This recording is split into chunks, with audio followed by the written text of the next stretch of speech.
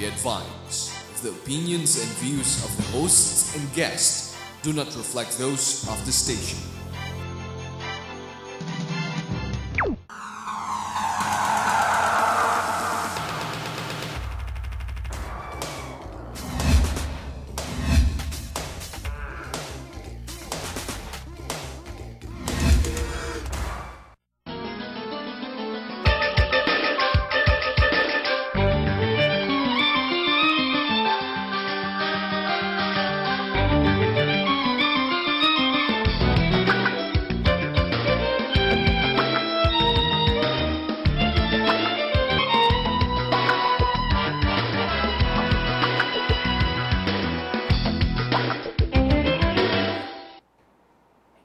Magandang umaga po sa inyong lahat. Welcome to our show, Usapang Kalusugan. Ngayong umaga po, marami tayong mapapag-usapan na mahalaga to maintain po ang ating health and wellness. Kanya po, stay tuned to this program so that you can become aware at magkaroon kayo ng mas magandang pagkakaunawa po sa ating katawan, how it functions, ang kabuuan ng ating pagkatao. Sa umaga pong ito, ang ating panauhin ay somebody who is so well-trained in a lot of different healing modalities. Siya po ay isang doktora, si Rosario R. Austria, presidente po ng Philippine College for the Advancement in Medicine. At saka, she was the founding vice president and board member ng PICAM. At specialista rin siya sa internal medicine, nutritional and toxicology screening, natural hormone therapy, chelation therapy and detoxification, natural therapy and herbal medicine, bioimmune modulation therapy, at napakadami pang iba na kanyang specialization. And we are so happy and very honored to have her here as our guest this morning, together with my kapatid here na si Brother Vic Chua, who is here to come and help us to understand the functioning ng ating katawan at kalusugan. Alam po ninyo, sa umagang ito ang ating tatalakayin, isang bagay na many people are aware of, but it remains a mystery to them kung ano ito. Alam po ninyo yan, yung ating endocrine system o ang ating hormones. Ang sistema ng katawan, saan ang gagaling ang hormones, anong mga glands ang nagpo-produce nito, at anong halaga ng tamang pagbabalanse ng hormones, anong epekto pag nawawala ang balanse nito, at madalas, anong ating maaaring gawin para maibalik ang balanse. Kasi po pag hindi tama ang hormonal balance mo sa katawan, marami kang mararamdamang iba-iba, hindi mo malaman ngayon kung anong diferensya. Yung pala ang source nun is hormonal imbalance. At ito yung mahalaga maski na sa lalaki at sa babae. So, welcome again, Doktora. Salamat at nakadalo ka dito. Alam kong busy ka at malapit ka na magbiyahe. And we're going to miss you. Brother Vic, salamat at nandito ka din. Pag-usapan na natin ito. Can you give just a brief description? Ano ba talaga, Doktora? What is the endocrine system na sinasabi? Well, ang endocrine system, yan po yung mga different glands sa katawan natin na nagsisecrete ng mga hormones. Ang hormones, yan ang mga messengers ng mga katawan na nagbibigay ng mga direksyon sa mga cells natin. Parang controllers ng lahat ng different body functions. So, ang talagang definition ng hormone ay isang substance na sinicrete ng isang organ natin na kinokontrol ang ibang parte ng katawan. No? Okay, so basically, it's a chemical signaling. It's chemical messenger. Alright, matanong ko naman sa iyo, ano ba itong mga glands na ito? Nasa saan ba ito?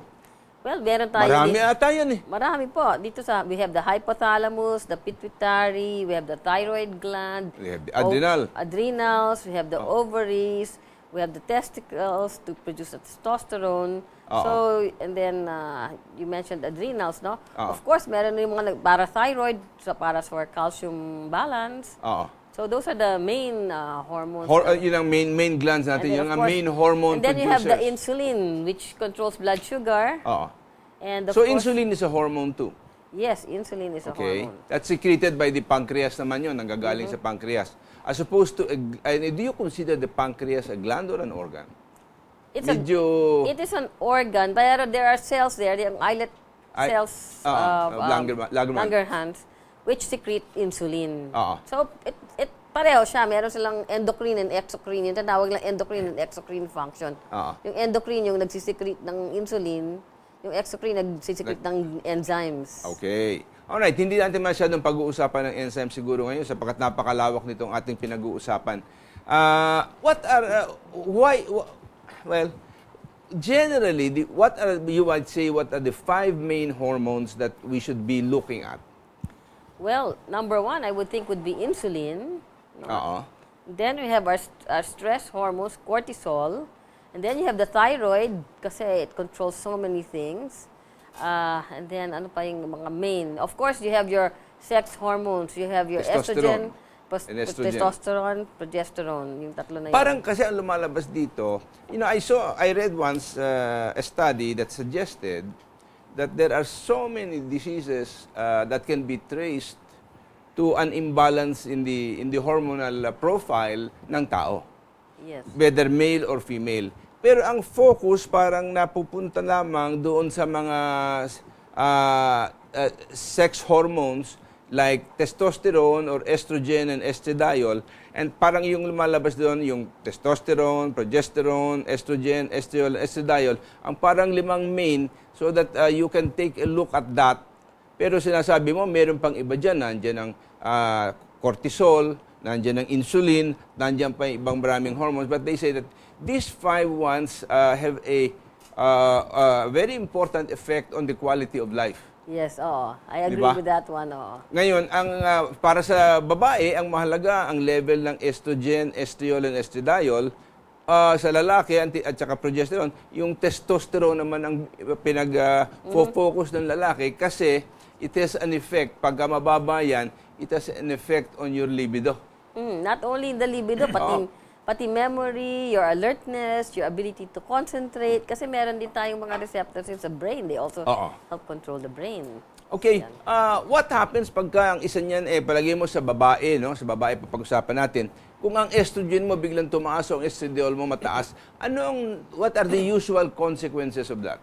Well, ang estrogen, ang number 1 yan, it stimulates yung 3 main estrogen-dependent tissues, which is breast, uterus, and ovary. Okay. So, pag overstimulation ng breast, alam mo na, baka ma-breast cancer ka. Magkakatumor ka dyan, magkakaroon ka ng growth sa inyong suso, no? Pag sa ovary naman, maraming nagkakaroon ng ovarian cyst, ovarian cancer. And sa uterus, nagkakaroon ng myoma, endometrial cancer, cervical cancer. Yan ang mga epekto ng elevated... Yes, Brother Vic? Pati yung endometriosis related. And the endometriosis, Alam po ninyo yung endometriosis, yung hindi nag-i-implant doon, na nag-thin out ang wall ng uterus, no? Kanya, yung pagdudugo mo, kumisan, sobra. So, kasi po, pagka nagkaroon na ng fertilization ng egg, yan ay didikit na dapat yan ma-implant na sa womb mo. Pero kung meron kang endometriosis, may problema yung lining ng womb mo, ay nako, hindi kakabit, mahuhulog at malalaglag. Mahirap po magbuntis pagka meron kang endometriosis. Napakahirap po. Alright, so babalik po tayo dito ngayon sa tinitingnan natin. So ang sinasabi nyo dito, Doktora, yung elevated levels, kung matagalan, hindi naman kasi bigla ang epekto, no? Matagalan, yung levels mo for women ng estrogen, estriol, and estradiol, kailangan mong binabantayan to make sure na hindi masyadong tumataas. Yes. Kanya, even for example, let's say yung mga babae na, is it important then kung bumababa ng levels mo niyan, lalo na kung nagkakaroon ka ng edad sa babae, na meron bang paraan para ma-rebalance yan through supplementation? Yes, we can do that with supplementation. Merong mga nutrients, well, soy is a mild estrogen. Galing din sa soya yun pero kailangan, siyempre, ang estrogen, even though mild, kailangan binabalance mo pa rin mainly with the progesterone, no? At saka, and then we have the pagbalance niyan. The other thing na we have to think about pagdating sa estrogens is hindi lang yung nami-measure natin. Yung hindi natin nami-measure, yun yung mga environmental estrogens. Ang napakadaming effect sa body natin. Okay, can you explain that? Ano ba sa tingin mo yung mga what you call environmental estrogens? They're called xenoestrogens, spelled with an X-E-N-O estrogens. They are very, very, very, very estrogen-like, very strong estrogen-like chemicals. In fact, kung yung sarili nating estrogen, kunyari, kaya mag-bioidentical hormone, ang